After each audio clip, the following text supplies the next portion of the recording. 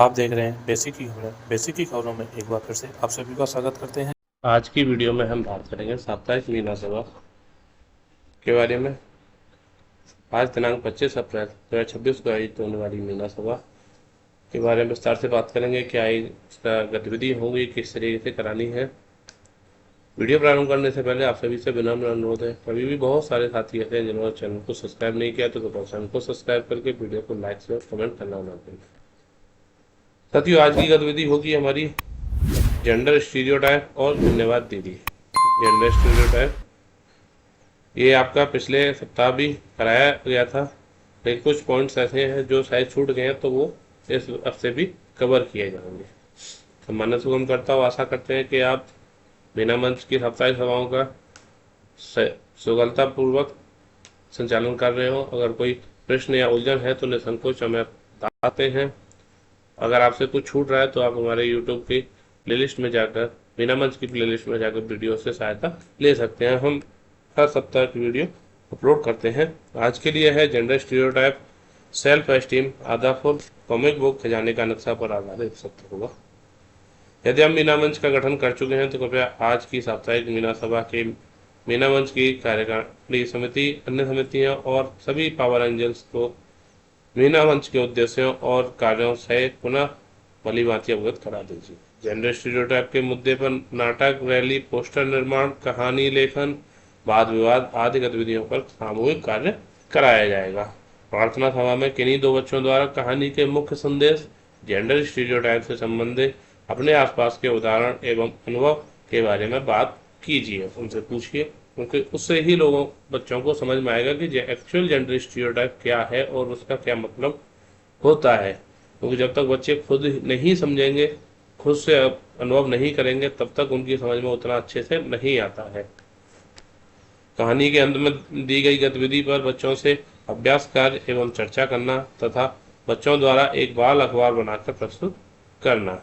धन्यवाद दीदी पर आधारित फिल्म दिखाकर चर्चा कीजिए। एक कहानी है धन्यवाद दीदी, वो आगे हम बात करेंगे। अप्रैल माह का कोई बिंदु या प्रकरण अस्पष्ट अनुभव हो रहा हो तो आज उसकी पुनरावृत्ति कर सकते हैं। टूल 10 अवश्य भर दीजिए। अब बात करते हैं हम धन्यवाद दीदी, जो कि हमारी कहानी है। एक गांव था छोटा सा रामपुर, वहां के एक छोटे से सरकारी स्कूल में मीना मंच की बैठक चल रही थी। मीना मंच जो कि यूनिसेफ के सहयोग से चलाए जाने वाला एक कार्यक्रम है, लड़कियों को जागरूक, आत्मनिर्भर और शिक्षित बनाने का काम करता है। इसकी प्रत्येक सप्ताह शनिवार के दिन बैठक आयोजित की जाती है, जैसे कि आप सभी को पता होगा। इस स्कूल में एक दीदी थी, सीमा दीदी। वे सिर्फ एक शिक्षिका नहीं थी, बल्कि सभी बच्चों के लिए प्रेरणा थी, खासकर लड़कियों के लिए, जो अक्सर अपने सपनों को परिस्थितियों के कारण दबा देती थी। कक्षा 6 में पढ़ने वाली रीना बहुत होशियार थी, लेकिन पिछले कुछ दिनों से वह स्कूल नहीं आ रही थी। मीना मंच की बैठक में जब इस बात पर चर्चा हुई तो सीमा दीदी ने बच्चों से कहा, अगर हम एक दूसरे की मदद नहीं करेंगे तो आगे कैसे बढ़ेंगे। मीना मंच की टीम ने तय किया कि वे रीना के घर जाएंगी। जब सभी बच्चे रीना के घर पहुंचे तो पता चला कि उसके माता पिता अब उसे स्कूल नहीं भेजना चाहते। उनका कहना था, लड़कियों को ज़्यादा पढ़ाई की ज़रूरत नहीं होती, घर का काम ही सीखना चाहिए। जैसा कि अक्सर ये लोगों में विचार होता है कि लड़कियों को पढ़ाकर क्या करना है, उन्हें नौकरी तो करानी नहीं है, घर के काम ही सिखा देते हैं। तो वही सोच रीना के घर वालों की भी थी। यह सुनकर बच्चों को दुख हुआ, लेकिन सीमा दीदी ने हिम्मत नहीं हारी। उन्होंने बहुत धैर्य और समझदारी से रीना के माता पिता को समझाया, शिक्षा से ही भविष्य सुधरता है। लड़कियां भी लड़कों की तरह आगे बढ़ सकती हैं। पढ़ी लिखी लड़की पूरे परिवार को आगे ले जाती है। सीमा दीदी की बातों का असर धीरे धीरे हुआ। उन्होंने कुछ सफल लड़कियों की कहानी भी सुनाई और बताया कैसे शिक्षा जीवन बदल सकती है। आखिरकार रीना के माता पिता मान गए और उसे फिर से स्कूल भेजने के लिए तैयार हो गए। अगले दिन जब रीना स्कूल आई तो सभी बच्चों ने तालियां बजाकर उसका स्वागत किया। उसकी आंखों में खुशी के आंसू थे। रीना ने भावुक होकर कहा, धन्यवाद दीदी, आपने मेरा जीवन बदल दिया। अब बात करते हैं इससे क्या सीख मिलती है। शिक्षा हर बच्चे का अधिकार है। सही मार्गदर्शन से बड़ी समस्या हल हो सकती है। एक व्यक्ति का प्रयास पूरे समाज में बदलाव ला सकता है। लड़कियों को भी बराबर अवसर मिलना चाहिए। अब उसके बाद हम अब फिर आज की गतिविधि के अगले पार्ट जेंडर स्टीरियोटाइप और उन सभी बातों पे आगे बात करते हैं। बात कर लेते हैं। जेंडर स्टीरियोटाइप होता है इस एक तरीके का समाज में विचार बढ़ जाना कि ये जो कार्य है वो किसी एक जेंडर द्वारा ही किया जाना है।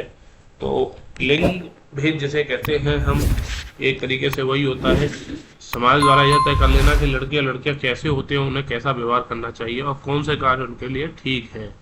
जैसे कि समाज द्वारा यह मान लेना लड़के मजबूत होते हैं, उन्हें रोना नहीं चाहिए, और लड़कियां घर का काम ही करेंगी, उन्हें बाहर का काम नहीं करना चाहिए।